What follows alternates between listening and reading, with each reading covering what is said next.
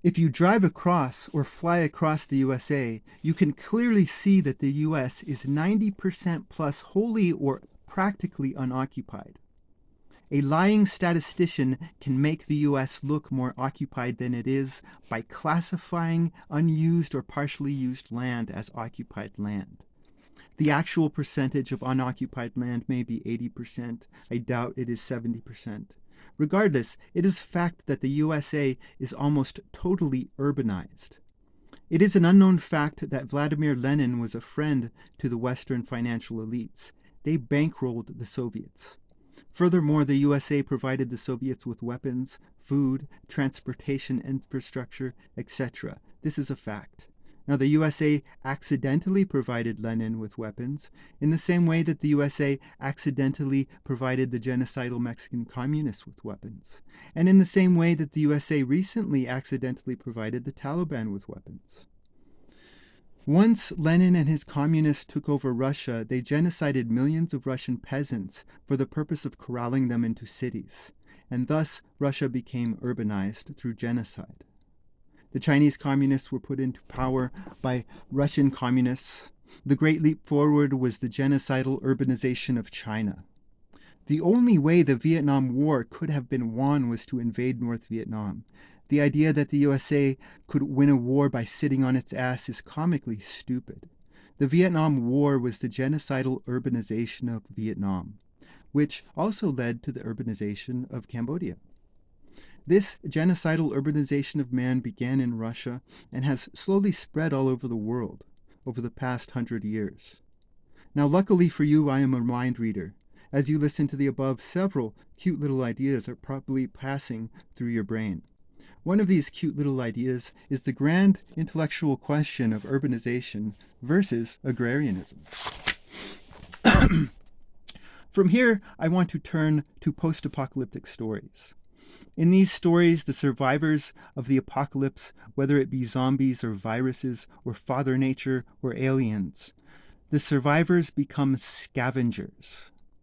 Whenever a man consumes a story and comments on this creation of the imagination as if it were real, my eyes go wide and my mouth drops open.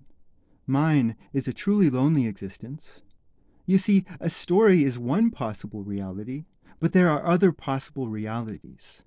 The survivors of the collapse could grow their own food, make their own weapons, escape the now ancient monuments, and build new buildings. The survivors as scavengers reveals a world of helpless men, men who have a very high opinion of themselves, but it turns out they are pathetic and lack real ability.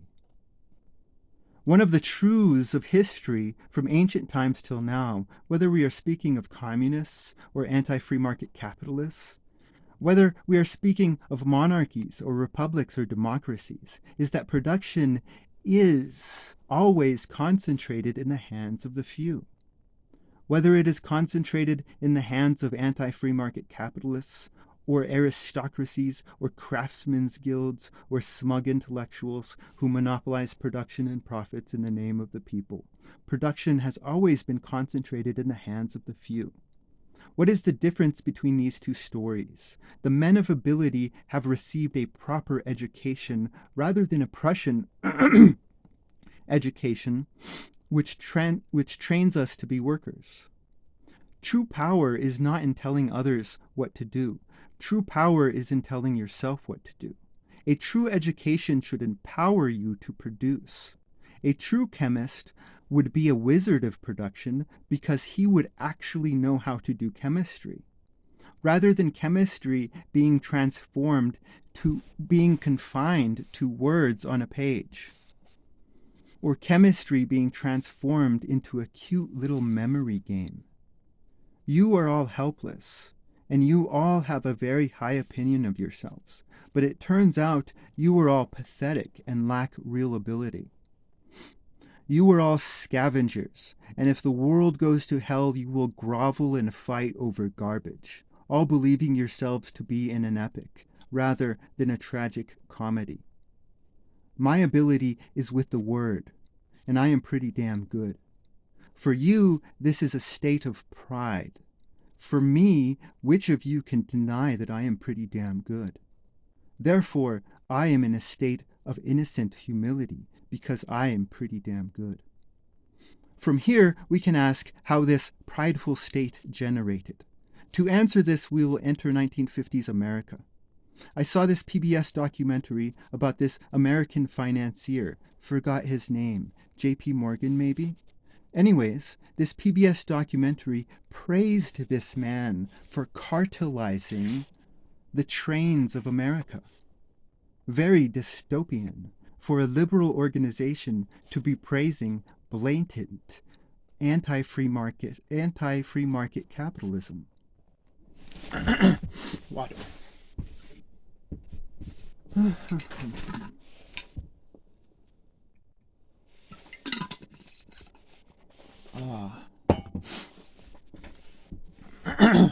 La la la. The 1950s man lived in a jungle of cartels. He was given a Prussian education. He was a scavenger. That might make a good story, a zombie outbreak in the 1950s America. Their true names would be revealed, for as I hear it, the 1950s was a time of infidelity and family tensions. The 1950s destroyed the family. It led to the 1960s and 1970s. We hear it being said from conservative priests, conservative rabbis, conservative imams, and conservative atheists that man is the provider of his family. They will point to the 1950s as their proof. As you can clearly see, these men are grossly ignorant. They are prideful. And when those who try to teach you how to see are blind, then it is a tragic comedy rather than an epic. Furthermore, the statement that most of our ancestors were farmers to some degree and way is a statement that most would agree. Now, how does man fit into this environment? Is he the provider? No, he is not. In this environment, the whole family is the provider. Hey, little Billy, do you like bacon? Yeah, bacon, good. Well, if you like bacon, then you better clean the pig pen once a week. I don't know how many times a pig pen has to be cleaned in a week. My ability is in the word, not in the pig pen.